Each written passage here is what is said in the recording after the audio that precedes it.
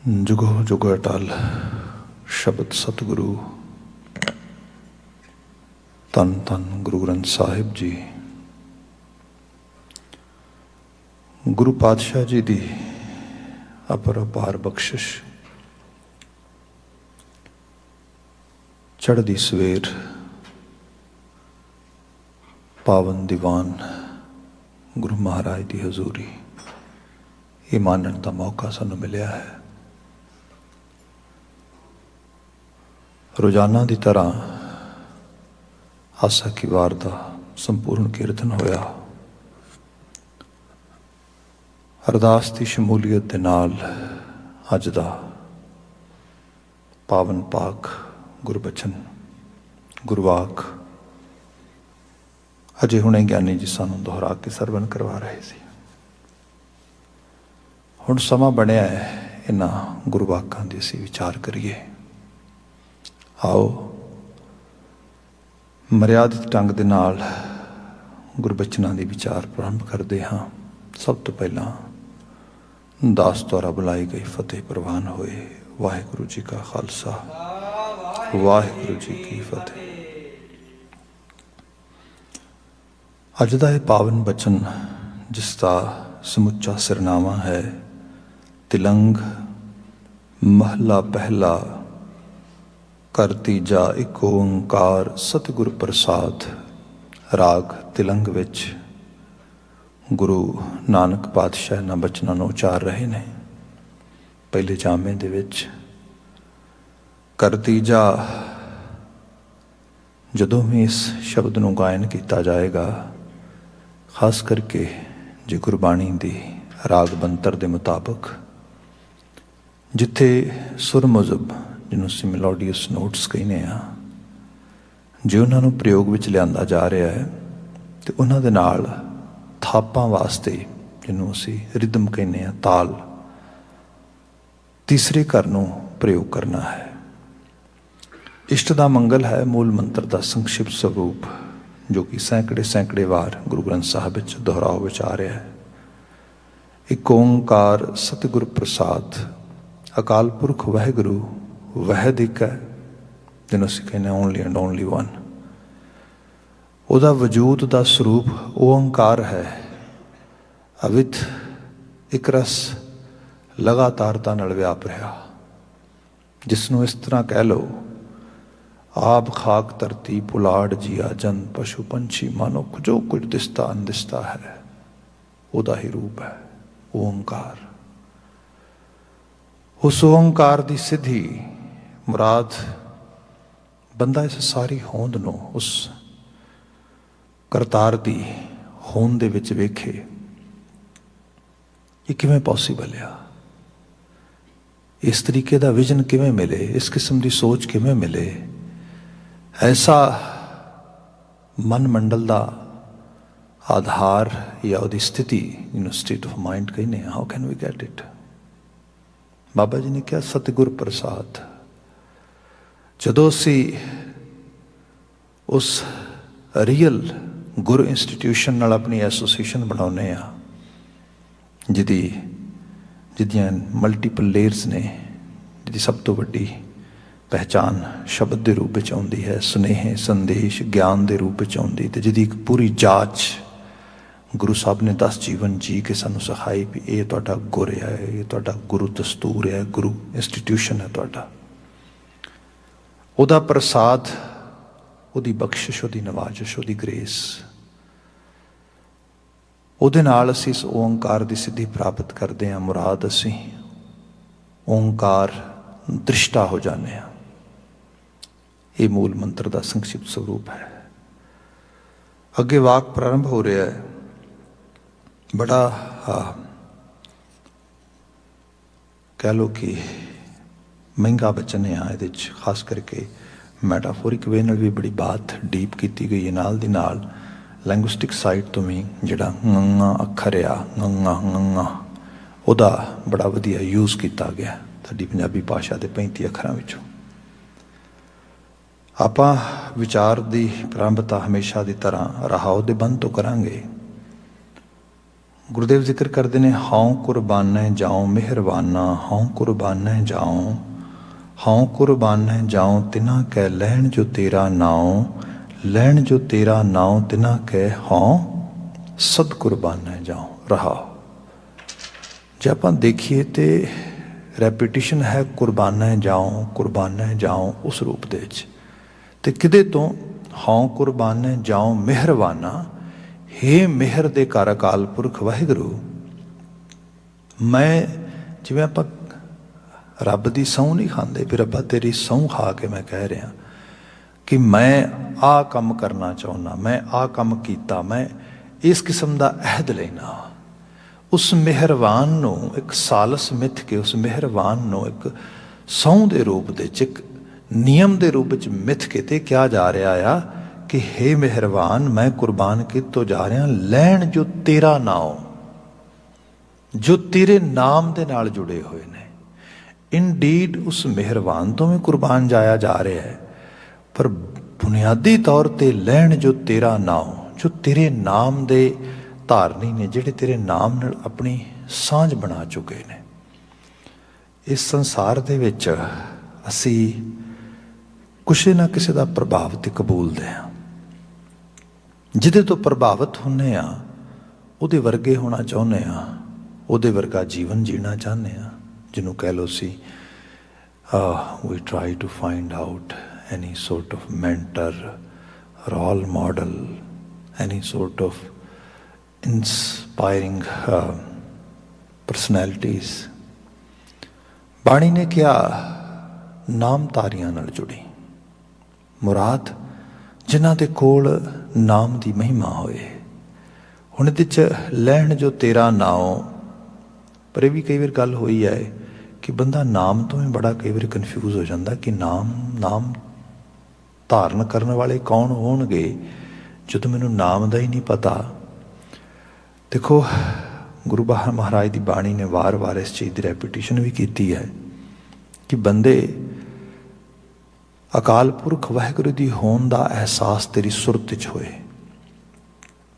ਕਿਉਂਕਿ ਜੇ ਅਸੀਂ ਸੰਸਾਰ ਦੇ ਵਿੱਚ ਰਹਿੰਦਿਆਂ ਹੋਇਆਂ ਕਿਸੇ ਸੁਪਰਸਟੀਸ਼ੀਅਸ ਬਿਲੀਵਿੰਗ ਸਿਸਟਮ ਦੇ ਵਿੱਚ, ਫੇਥ ਸਿਸਟਮ ਦੇ ਚਲੇ ਜਾਂਦੇ ਹਾਂ, ਅਤੇ ਸਾਡਾ ਸੰਸਾਰ ਤੇ ਜਿਹੜਾ ਜੀਵਨ ਵਿਹਾਰ ਹੈ ਉਹ ਬੜਾ ਸੁਪਰਫਿਸ਼ੀਅਲ ਜਿਹਾ ਹੋ ਜਾਂਦਾ।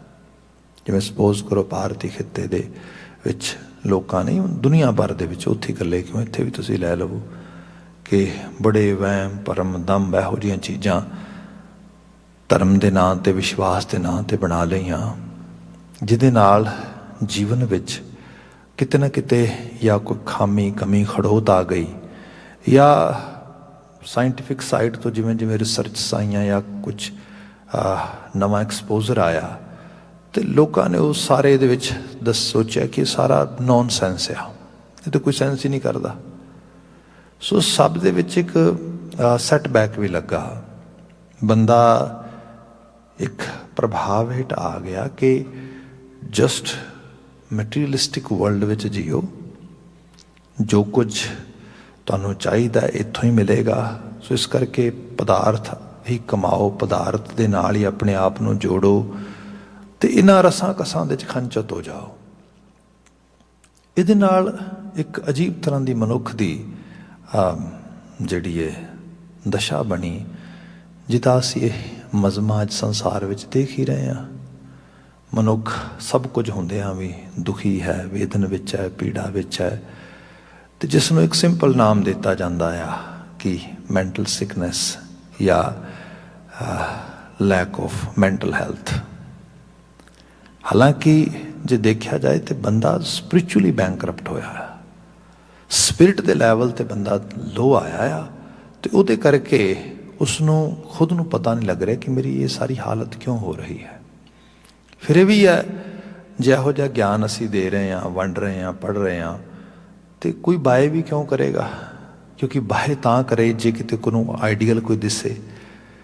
ਇੱਕ ਸਪਿਰਿਚੁਅਲ ਪਰਸਨੈਲਿਟੀ ਦੀ ਸੀ ਵੀ ਜਿਹੜੀ ਲੈਕਿੰਗ ਆ, ਉਹ ਵੀ ਸੰਸਾਰ ਪੱਧਰ 'ਤੇ ਤੁਹਾਨੂੰ ਦਿਸ ਰਹੀ ਹੈ। ਸੋ ਇਹ ਚੀਜ਼ਾਂ 'ਚ ਲੱਗਦਾ ਜਿਵੇਂ ਕਿਸੇ ਹੋਰ ਦੁਨੀਆ ਦੀਆਂ ਗੱਲਾਂ ਨੇ, ਇਸ ਦੁਨੀਆ ਦੀ ਗੱਲ ਨਹੀਂ ਹੈ। ਮਾਫੀ ਮੰਗਾਂਗਾ, ਇਹ ਇਸ ਕਿਸਮ ਦਾ ਬੰਦੇ ਨੂੰ ਇੱਕ ਅਹਿਸਾਸ ਵੀ ਹੋ ਰਿਹਾ ਆ। ਹਾਲਾਂਕਿ ਗੁਰੂ ਸਾਹਿਬ ਨੇ ਮਨੁੱਖ ਦੇ ਵਿੱਚ ਹੀ ਤਬਦੀਲੀ ਲਿਆਉਣ ਦੀ ਬਾਤ ਕੀਤੀ ਤੇ ਆਪ ਲਿਆਏ ਵੀ।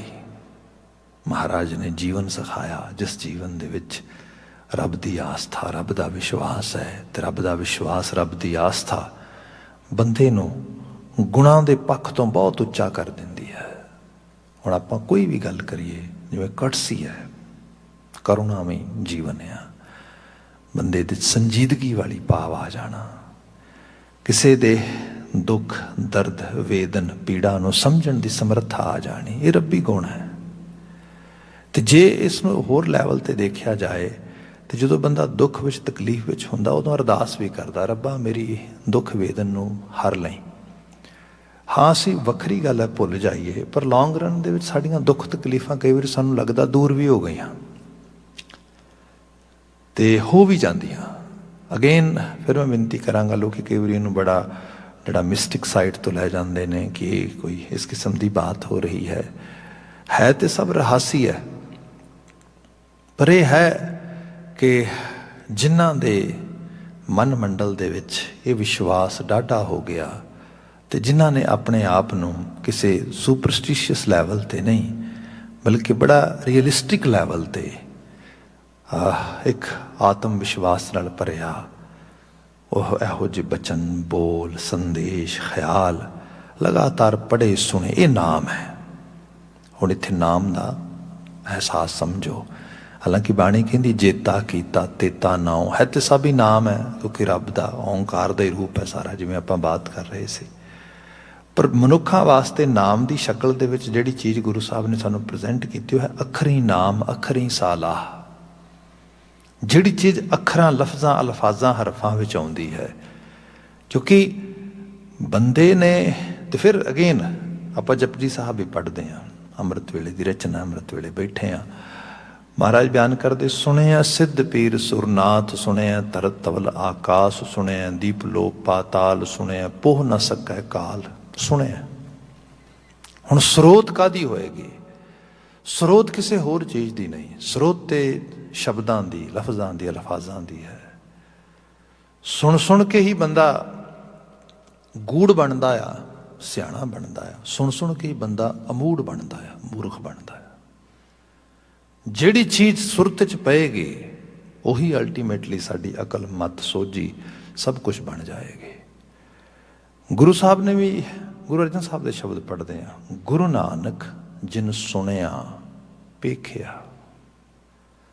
ਗੁਰੂ ਨਾਨਕ ਨੂੰ ਸੁਣੋ, ਗੁਰੂ ਨਾਨਕ ਕਹਿ ਕੀ ਰਿਹਾ ਆ, ਗੁਰੂ ਨਾਨਕ ਦੇ ਬੋਲ ਕੀ ਨੇ, ਬਚਨ ਕੀ ਨੇ, ਅਲਫਾਜ਼ ਕੀ ਨੇ, ਹਰਫ ਕੀ ਨੇ। ਅਬ ਮਹਾਰਾਜ ਗੁਰੂ ਨਾਨਕ ਸਾਹਿਬ ਦੇ ਸ਼ਬਦ ਹੈ, ਭੱਟਾਂ ਦੀ ਸਵਈਏ ਪੜ੍ਹਦੇ ਹਾਂ, ਉਹ ਕਹਿੰਦੇ ਕਿ ਗਾਵੋਂ ਗੁਣ ਪਰਮ ਗੁਰੂ ਸੁਖ ਸਾਗਰ। ਮੈਂ ਗਾਵਾਂ ਗੁਣ ਗੁਰੂ ਨਾਨਕ ਸਾਹਿਬ ਦੇ as a Param Guru, superior master. ਮੈਂ ਜਦੋਂ ਗੁਰੂ ਨਾਨਕ ਸਾਹਿਬ ਵੱਲ ਦੇਖਦਾ ਮੈਨੂੰ ਲੱਗਦਾ ਹੈ ਬਸ ਇਹ ਮੇਰਾ ਸਭ ਤੋਂ ਸੁਪੀਰੀਅਰ ਮਾਸਟਰ ਇਹੀ ਹੈ, ਕਿਸੇ ਹੋਰ ਕੋਲ ਕੀ ਜਾਵਾਂ ਮੈਂ। ਮੇਰੇ ਤੇ ਦਰਦ ਦਾ ਭਾਈਵਾਲ ਹੀ ਇਹ ਹੈ, ਮੇਰੇ ਤੇ ਦੁੱਖ ਦਾ ਹਰਤਾ ਹੀ ਇਹ ਹੈਗਾ, ਮੇਰੇ ਲਈ ਤੇ ਹੀ ਮੇਰਾ ਨਵਾਜਣ ਵਾਲਾ ਆ। ਕਿਆ ਗਾਵੋਂ ਗੁਣ ਪਰਮ ਗੁਰੂ ਸੁਖ ਸਾਗਰ, ਜੋ ਸੁੱਖਾਂ ਦਾ ਸਾਗਰ ਹੈ। ਤੂੰ ਕਰਦਾ ਕੀ ਹੈ? ਦੁਰਤ ਨਿਵਾਰਨ ਸ਼ਬਦ ਸਰੇ। ਦੁਰਤ ਹੁੰਦੀ ਹੈ ਜੀਵਨ ਦੀ ਖਾਮੀ, ਕਮੀ, ਜਿਹੜੀ ਦੁੱਖ ਦਿੰਦੀ ਹੈ, ਤਕਲੀਫ ਦਿੰਦੀ ਹੈ। ਉਹਦੀ ਨਿਰਵਿਰਤੀ ਜਿਹੜੀ ਹੈ ਉਹ ਗੁਰੂ ਨਾਨਕ ਕਰਦਾ, ਤੇ ਕਰਦਾ ਕਿਵੇਂ? ਸ਼ਬਦ ਦੇ ਜ਼ਰੀਏ, ਕਿਉਂਕਿ ਉਹਦਾ ਸ਼ਬਦ ਹੀ ਦੁੱਖ ਨਿਵਾਰਨ ਵਾਲਾ ਆ, ਉਹਦਾ ਸ਼ਬਦ ਹੀ ਕਲਿਆਣਕਾਰੀ ਹੈ। ਤੇ ਇਸੇ ਸ਼ਬਦ ਦੇ ਵਿੱਚੋਂ ਹੀ ਨਾਮ ਦੀ ਮਹਿਮਾ ਸਾਡੀ ਸੁਰਤ 'ਚ ਮੰਡਤ ਹੁੰਦੀ ਹੈ। ਜੇ ਬੰਦੇ ਨੇ ਆਪਣੇ ਆਪ ਨੂੰ ਉਸ ਨਾਮ ਨਾਲ ਜੋੜਨਾ ਹੈ ਤੇ ਫਿਰ ਸਾਹਿਬ ਨੇ ਕਿਹਾ ਕਿ ਅੱਜ ਉਹ ਤੈਨੂੰ ਬਾਣੀ ਦੇ ਰਿਹਾ, ਉਪਦੇਸ਼ ਦੇ ਰਿਹਾ, ਸੰਦੇਸ਼ ਦੇ ਰਿਹਾ। ਅਸੀਂ ਲਿਟਰਲੀ ਤੌਰ 'ਤੇ ਲਾਈਨਾਂ ਪੜ੍ਹਦੇ ਹਾਂ ਗੁਰੂ ਗ੍ਰੰਥ ਸਾਹਿਬ ਮਹਾਰਾਜ ਦੇ ਵਿੱਚ, ਜੇ ਸਾਹਿਬ ਕਹਿੰਦੇ ਇਹ ਬਾਣੀ ਜੋ ਜਿਉਂ ਜਾਣੈ ਤਿਸ ਅੰਤਰ ਰਵੈ ਹਰਨਾਮਾ। ਇਹ ਬਾਣੀ ਜੋ ਜਿਉਂ ਜਾਣੈ, ਬੜੇ ਓਨੈਸਟ ਵੇ ਦੇ ਨਾਲ ਜੇ ਕੋਈ ਇਸ ਬਾਣੀ ਦੇ ਨਾਲ ਜਾਣ ਪਹਿਚਾਣ ਬਣਾਏਗਾ, ਉਹਦੇ ਅੰਦਰ ਨਾਮ ਆਏਗਾ। ਤੇ ਇਹ ਨਾਮ ਆ ਜਿਹੜਾ ਸਾਨੂੰ ਵਿਜ਼ਨਰੀ ਬਣਾ ਦਿੰਦਾ, ਜਿਹੜਾ ਸਾਡੀਆਂ ਜਿਹਦੀਆਂ ਅੱਖਾਂ 'ਚ ਬਹੁਤ ਚਕਾਚੌਂਧ ਪਈ ਹੋਈ ਹੈ ਆਲੇ ਦੁਆਲੇ ਦੀ, ਵਕਾਰਾਂ ਦੀ, ਉਹ ਫਿਰ ਘਟ ਜਾਂਦੀ। ਸਾਨੂੰ ਸਹੀ ਰੂਪ ਵਿੱਚ ਚੀਜ਼ਾਂ ਦਰਪੇਸ਼ ਹੋਣੀਆਂ ਸ਼ੁਰੂ ਹੋ ਜਾਂਦੀਆਂ, ਦਿਸਣੀਆਂ ਸ਼ੁਰੂ ਹੋ ਜਾਂਦੀਆਂ। ਜਿਨ੍ਹਾਂ ਨੇ ਐਸਾ ਜੀਵਨ ਜੀ ਲਿਆ, ਜਿਹੜੇ ਇਸ ਨਾਮ ਦੇ ਧਾਰੀ ਹੋ ਗਏ, ਉਹਨਾਂ ਤੋਂ ਮੈਂ ਕੁਰਬਾਨ ਜਾਨਾ। ਗੁਰੂ ਨਾਨਕ ਸਾਹਿਬ ਇਹ ਕਹਿੰਦੇ। ਉਹ ਰਾਜਾ ਵੀ ਹੋ ਸਕਦਾ ਹੈ, ਜਿਵੇਂ ਜਨਕ ਦੀ ਗੱਲ ਆਉਂਦੀ ਬਾਣੀ ਦੇ 'ਚ, ਤੂੰ ਤਾਂ ਜਨਕ ਰਾਜਾ ਅਵਤਾਰ ਸ਼ਬਦ ਸੰਸਾਰ ਸਾਰ। ਬਿਲਕੁਲ ਮਹਿਲਾਂ ਵਿੱਚ ਰਹਿੰਦਾ ਸਭ। ਉਹ ਰਾਜਾ ਸ਼ਿਵਨਾਭ ਵੀ ਹੋ ਸਕਦਾ ਆ, ਉਹ ਬਹੁਤ ਅਮੀਰ ਵੀ ਹੋ ਸਕਦਾ ਆ, ਭਾਈ ਮਨਸੁਖ ਵਰਗਾ, ਭਾਈ ਦੁਨੀ ਚੰਦ ਵਰਗਾ।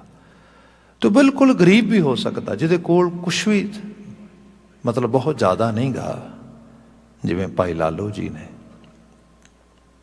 ਉਹ ਇੱਕ ਕਿਸੇ ਲੈਵਲ ਦਾ ਵੀ ਜੀਵਨ ਜੀਣ ਵਾਲਾ ਮਨੁੱਖ ਹੋ ਸਕਦਾ ਹੈ। ਉਹ ਇੱਕ ਬਾਲਕ ਵੀ ਹੋ ਸਕਦਾ ਆ, ਬਾਬਾ ਬੁੱਢਾ ਜੀ ਤਰ੍ਹਾਂ, ਬੂੜੇ ਦੇ ਰੂਪ ਦੇ ਵਿੱਚ, 12 ਵਰ੍ਹੇ ਦੀ ਅਰਬਲਾ। ਸੋ ਉਹ ਸਾਰਿਆਂ ਤੋਂ ਮੈਂ ਕੁਰਬਾਨ ਜਾਨਾ ਆ। ਕਿਉਂ? ਕਿਉਂਕਿ ਉਹਨਾਂ ਨੇ ਨਾਮ ਦੇ ਜਾਵੀਏ ਨੂੰ, ਈਡੀਅਮ ਨੂੰ, ਉਹਨੂੰ ਪਕੜਿਆ ਆ।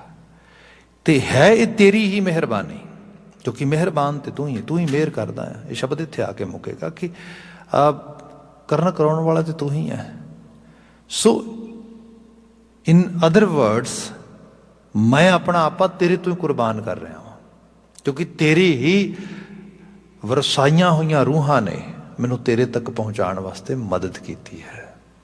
ਜਿਵੇਂ ਹੈ ਤੇ ਬਾਣੀ ਤੋਂ ਬਾਹਰ ਦਾ ਬਚਨ, ਪਰ ਕਬੀਰ ਪੰਥੀ ਅਕਸਰ ਇਸ ਨੂੰ ਪੜ੍ਹਦੇ ਸੁਣਦੇ ਨੇ।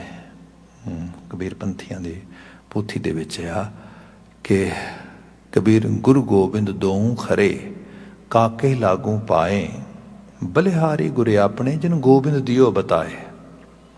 ਗੁਰੂ ਗੋਬਿੰਦ ਦੋਊ ਖਰੇ। ਕਹਿੰਦੇ ਇੱਕ ਸਮਾਂ ਆਇਆ, ਮੇਰੇ ਸਾਹਮਣੇ ਗੁਰੂ ਵੀ ਖੜਾ ਹੈ, ਗੋਬਿੰਦ ਵੀ ਖੜਾ ਆ, ਤੇ ਮੈਂ ਸੋਚਿਆ ਹੁਣ ਗੋਬਿੰਦ ਦੇ ਪੈਰ ਛੂਹਾਂ ਕਿ ਗੁਰੂ ਦੇ ਛੂਹਾਂ, ਕਿਹਦੇ ਪੈਰਾਂ ਨੂੰ ਨਮਸਕਾਰ ਕਰਾਂ।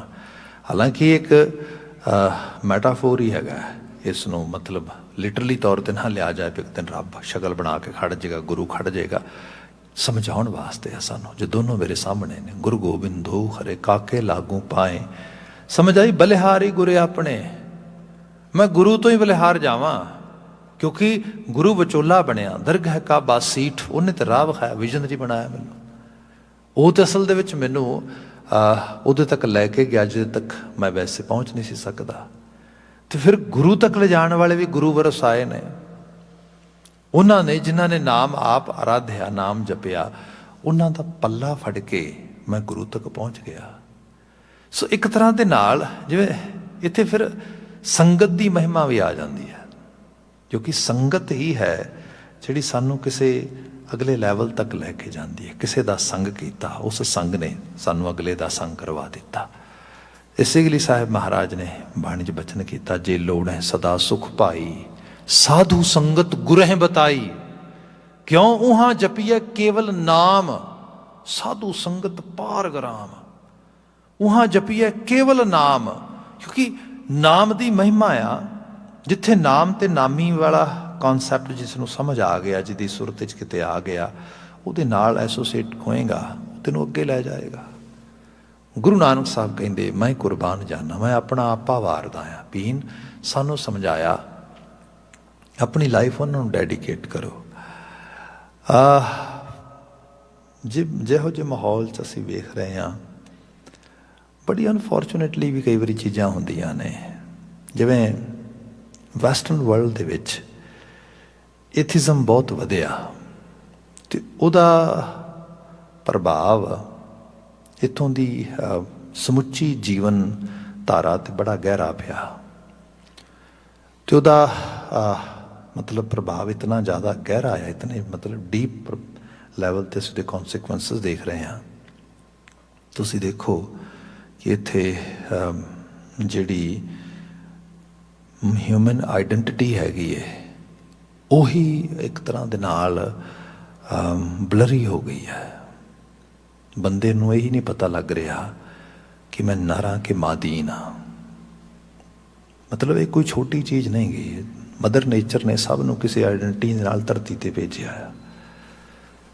ਹਾਂ, ਦੋ ਤੇ ਨੋਰਮਲ ਹੀ ਨੇ, ਨਰ ਤੇ ਮਾਦੀਨ।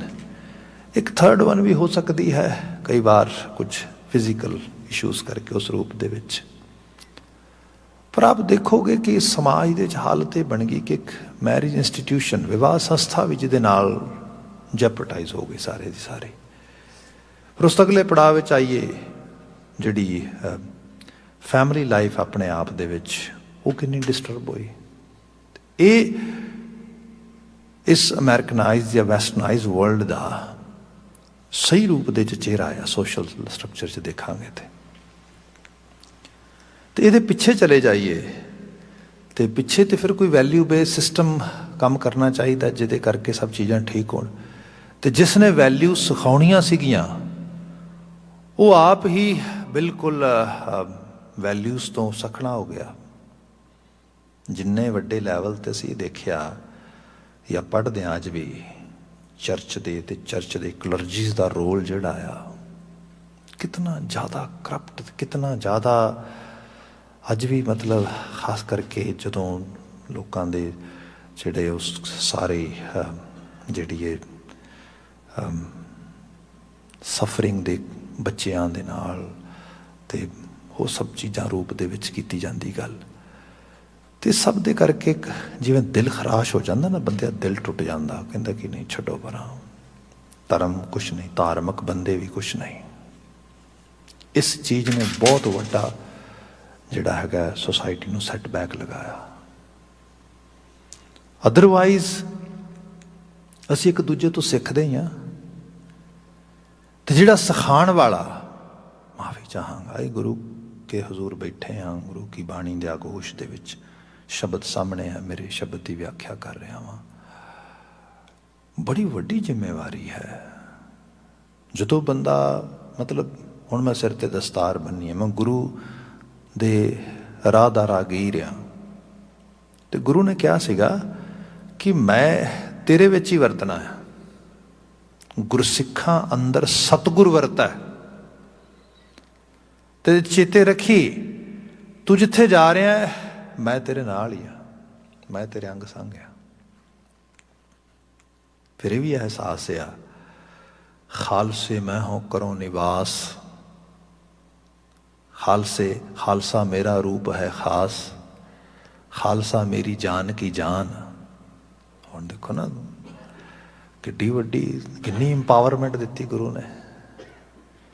ਤੇ ਹੁਣ ਜਿੱਥੇ ਬੰਦਾ ਇੱਕ ਥੋੜਾ ਅਹਿਸਾਸ ਵੀ ਕਰ ਲੇ ਮੈਂ ਗੁਰੂ ਵਾਲਾ ਆ, ਮੈਂ ਗੁਰੂ, ਇਹੀ ਨਾਮ, ਇਹੀ ਐਕਚੁਅਲੀ ਲੈਣ ਜੋ ਤੇਰਾ ਨਾਮ, ਉਹਨਾਂ ਦਾ ਆਪਣਾ ਨਾਮ ਤੇ ਖਤਮ ਹੀ ਹੋ ਗਿਆ, ਉਹ ਤੇ ਨਾਮ ਹੀ ਰੱਬ ਤੇ ਗੁਰੂ ਦੇ ਨਾਲ ਜੁੜ ਗਏ। ਉਹਨਾਂ ਦੀ ਆਈਡੈਂਟਿਟੀ ਇਹ ਹੋ ਗਈ ਕਿ ਮੈਂ ਤੇ ਤੇਰਾ ਆ। ਤੇ ਸਭ ਕਹਿੰਦੇ ਜਿਹੜੇ ਤੇਰੇ ਹੋ ਗਏ ਮੈਂ ਤੇ ਉਹਨਾਂ ਤੋਂ ਕੁਰਬਾਨ ਜਾਣਾ ਆ। ਇਹ ਇੱਕ ਉਥਾਨ ਆ ਬੜਾ ਵੱਡਾ, ਇੱਕ ਬੜੀ ਵੱਡੀ ਅਪਲਿਫਟਿੰਗ ਆ ਉਸ ਖਿੱਤੇ ਦੇ ਵਿੱਚ ਜਿੱਥੇ ਲੋਕੀ ਦੇਵਤੇ ਪੂਜਦੇ ਰਹੇ ਤੇ ਕੋਈ ਦੇਵਤਾ ਦਿਸਿਆ ਨਹੀਂ। ਬਾਬਾ ਜੀ ਨੇ ਕਿਹਾ ਮਨੁੱਖ ਹੀ ਦੇਵ ਬਣ ਸਕਦਾ ਹੈ, ਡਿਵਾਈਨ ਐਬਿਲਿਟੀ ਤੇਰੇ ਕੋਲ ਹੈ।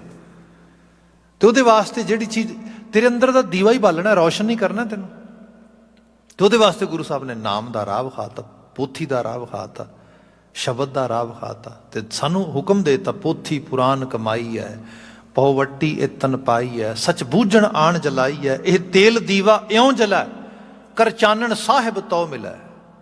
ਸਾਹਿਬ ਹੀ ਤੇਰੇ ਤੋਂ ਦੂਰ ਹੈ ਹੀ ਨਹੀਂ, ਤੂੰ ਤੇ ਆਪ ਸਾਹਿਬ ਹੈ। ਸਾਹਿਬ ਹੁੰਦਾ ਹੀ ਰੱਬ ਆ, ਸਾਹਿਬ ਕਰਤਾਰ ਹੈ, ਤੇ ਤੂੰ ਤੇ ਸਾਹਿਬ ਦੇ ਨਾਲ ਮਿਲ ਸਕਣਾ, ਤੂੰ ਤੇ ਸਾਹਿਬ ਦਾ ਰੂਪ ਹੈ ਅਸਲ ਦੇ ਵਿੱਚ।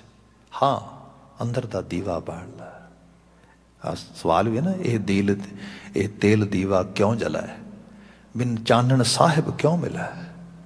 ਨਾ ਦੀਵਾ ਬਲੇ, ਨਾ ਅਕਲ ਦਾ ਨੇਤਰ ਖੁੱਲੇ, ਨਾ ਯਕਸ਼ੂ ਨੇਤਰ ਖੁੱਲੇ, ਨਾ ਪਤਾ ਲੱਗੇ ਮੈਂ ਕੀ, ਆਲਾ ਦੁਆਲਾ ਕੀ ਹੈ। ਜਿਵੇਂ ਹੀ ਪੋਥੀ ਪੁਰਾਨ ਕਮਾਈ, ਨਾਮ ਦਾ ਉਹ ਧਾਰੀ ਹੋਇਆ, ਸਮਝ ਆ ਗਈ ਮੈਂ ਕੌਣ, ਆਲਾ ਦੁਆਲਾ ਕੌਣ ਹੈ। ਮੈਂ ਉਹਦੇ ਚੋਂ ਆਇਆ ਵਾਂ ਤੇ ਆਲਾ ਦੁਆਲਾ ਉਹਦਾ ਹੀ ਆਪਣਾ ਰੂਪ ਹੈ। ਸਭ ਗੋਬਿੰਦ ਹੈ, ਸਭ ਗੋਬਿੰਦ ਹੈ, ਗੋਬਿੰਦ ਬਿਨ ਨਹੀਂ ਕੋਏ। ਇੱਕ ਬੜੀ ਵੱਡੀ ਅਪਲਿਫਟਿੰਗ ਆ। ਗੁਰੂ ਨਾਨਕ ਸਾਹਿਬ ਕਹਿੰਦੇ ਜਿੱਥੇ ਦਾ ਅਹਿਸਾਸ ਆ ਗਿਆ, ਮੈਂ ਆਪਣਾ ਆਪਾਂ ਉੱਥੇ ਸਿਜਦੇ ਚ ਲੈ ਗਿਆ। ਮੈਂ ਕਿਹਾ ਨਿਮ ਜਾ ਉਹਦੇ ਅੱਗੇ, ਕਿਉਂਕਿ ਉਹ ਤੇਰਾ ਹੀ ਰੂਪ ਹੈ ਅਸਲ ਵਿੱਚ। ਜਿਹਨੂੰ ਇਹ ਸਮਝ ਆ ਗਈ, ਇਹ ਰਹਾ ਉਹਦੇ ਪਦੇ ਚ ਸਾਰੇ ਦੇ ਵਿੱਚ ਇਹਦੀ ਹੀ ਬਾਤ ਆ, ਉਹਦੀ ਮਹਾਰਾਜ ਅਹਿਸਾਸ ਕਰਾਉਂਦੇ। शुरुआती बंद च आ जाने आ। अच्छा, इस सारे तो, इस रब रूप होण तो कौन रोकदा है सानू? गुरु साहब ने कहा एक जीवन जीण दा ढंग आ। एह तन माया पाहया प्यारे, लीतड़ा लब रंगाए। एह तन माया पाहया प्यारे। पाहया किसी चीज़ नू पोह देनी, पुठ देनी। अज दे संसार दे असीं देखना होए तो असीं ना फाइनल पेंट का कोड करन तो पहला शुरुआत असीं प्राइमर मारन तो करते हैं। प्राइमरी कलर जे फाइनल कोड वाइट करना है, बिल्कुल ग्रैंड वाइट, तो जिहड़ा प्राइमर आ वो तुसीं ब्लैक मार दिओ तो की सोचते हो? जिहड़ा फाइनल पेंट होना वाइट हो जाएगा उहदे ते ना। प्राइमरी तय करेगा कि फाइनल कोड कैसा आएगा। एह तन माया पाहया प्यारे, जिस तन नूं, कल तन दी होरी जीवन की गल कर लो, जिस जीवन नूं, जिस मनुख नूं माया की पुठ चढ़ गई, पुठे चढ़ गई कि बहुत नैरो माइंडड हो के स्वार्थ सिद्धि विच जीना, बस स्वार्थ ही सब कुछ आ। मेरा निज स्वार्थ ही मेरे वास्ते सरोपरि है। मेरा रब मेरा निज प्रस्तगी है, मेरी खुद गर्जी है। बस मैं खुदा प्रस्त नहीं, मैं तो खुद प्रस्त हाँ, खुद ही प्रस्त हाँ, तो ये ही जीना आ। हुण होएगा कि जिहड़ा बंदा बहुत खुद प्रस्त आ, खुद गर्ज आ, वो तो खुद दियां गर्जां दी पूरी वास्ते किसी असूल नूं नहीं पाल पाएगा। जिहड़ा अज दी समाज की दिक्कत आ रही है ना, ये खुद गर्जियां ने। गर्ज बंदे की इन्नी वध गई तो इन्नी जोरावर हो गई, उन्होंने लगता भी नहीं नहीं नहीं, जितना मैनू गर्ज नहीं, मैं ये मेरा कौन लगता, की लगता, मैं तो गल भी नहीं करनी ये। जिहड़ी मेरी गर्ज पूरी करता बस उही। इत्थे तुसीं इस नूं पढ़ाओ कि नानक नाम चढ़दी कला तेरे भाणे सरबत दा भला, वो कहेगा why what are you talking about, why I should actually think about everyone's well being. मैनूं तो मेरे बारे सोचना चाहिए क्योंकि मेरी गर्ज तो मेरे तक है। जदों इस तरीके की बंदा बहुत ज़्यादा जिएगा, यह तन माया पाहया प्यारे, तो फिर ये तन नूं इक्को रंग ही चढ़ सकता है। क्योंकि जिहड़ा प्राइमर हो रहा है, जिहड़ा प्राइमरी कोड हो रहा है पहला, उही काले रंग का है, तो फिर फाइनल रंग भी काला ही चढ़ेगा। वो क्या कि लीतड़ा लब रंगाए, फिर उन्होंने लोभ ही समझ आएगा, लोभ ही वो सिर ते सवार होएगा। तो लोभ दे विच बंदा जदों तुरदा आ, ਆਪਾਂ वैसे 5 वकारां की गल करते हैं बाणी दे विच, डीप लैवल ते गल करिए तो 5 वकारां नूं जे होर नैरो डाउन करांगे तो 5 का निचोड़ एक च आ जाता है, लोभ। इस तरह जानो कि जे मेरा वधिया होया लोभ, जिहड़ा बंदा मेरे लोभ नूं पूरा करने विच मेरी मदद करेगा, मैनूं उहदे ते मोह आ जाएगा, मैनूं चंगा बड़ा लगेगा। पर हर बंदा तो मेरा मोह, मेरा जिहड़ा हैगा लोभ पूरा नहीं करन देगा मैनूं। कुछ लोग मेरे लोभ के खिलाफ भी खड़े होणगे, या उन्हां दा अपना लोभ होएगा। जिहड़ा कोई एवें करेगा मेरे लोभ के राह च रोक पाएगा, उत्ते क्रोध आएगा मैनूं। लोभ है, इस्थे ही रूप नहीं गा। फिर संसार में जिहड़ा भोगण का बहुत ज़्यादा लोभ आ, लस्ट च क्रिएट हुंदा। जिथे लगातार बंदे का लोभ वधिया होया पूरा हुंदा लगा जाए, बंदा पैर छड़ जाता, हंकार जाता। 5 ने पर जड़ एक है। क्या लीतड़ा लब रंगाए, जिथे लोभ डंग मार गया, जिथे आ गया, उत्थे तो फिर बंदा बंदा ना रहा ना, बंदा उस लैवल ते चला गया जिहदे च इक्को ही चीज़ भारू पै गई। अगला बचन साहब ने कहा, मेरा कंत ना भावै चोलड़ा प्यारे।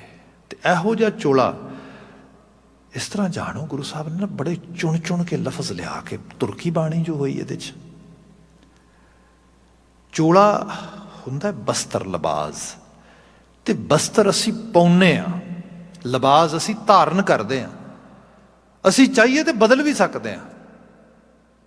रब जी ने सानू एवें दा नहीं बनाया, ये असी आप चूज किया कि असी एवें दा चोगा पाउणा आ।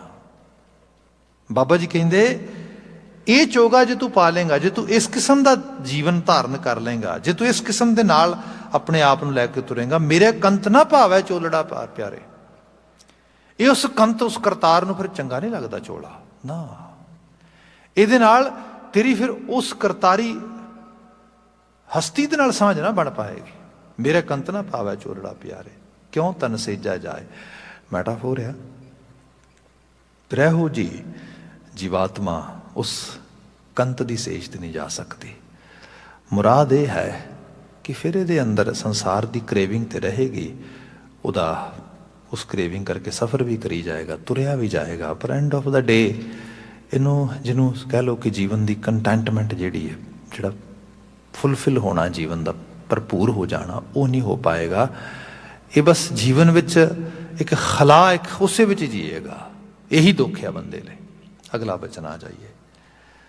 ਸਭ ਨੇ ਕਿਹਾ ਕਾਇਆ ਰੰਗਣ ਜੇ ਥੀਐ ਪਿਆਰੇ, ਪਾਈਐ ਨਾਉ ਮਜੀਠ।